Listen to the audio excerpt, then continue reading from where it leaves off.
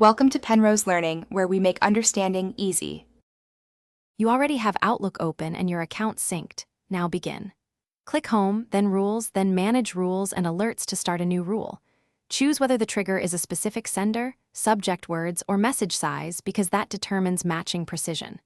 Once you pick the trigger, mark the exact value, an email address, phrase, or size threshold, so Outlook can filter reliably. Make sure to select Apply Rule on messages I receive to act immediately. This is the first actionable step. You now choose what Outlook should do with matched messages. Move them to a folder, delete, forward to another address, flag for follow-up, or assign a category. Pick an action that fits your workflow. For example, moving to a project folder keeps the inbox clean.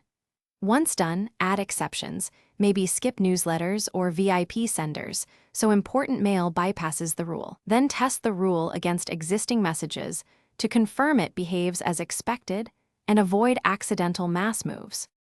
You're in the final stretch. Enable the rule, set its run order relative to other rules, and choose server-side versus client-side execution because that affects when it runs. Apply it to existing messages if you need retroactive organization, then save and monitor behavior for the next 24 to 48 hours.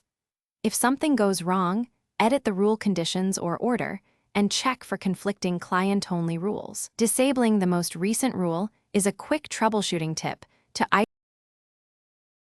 Thanks for watching. If this was helpful, leave a like and consider subscribing. See you next time.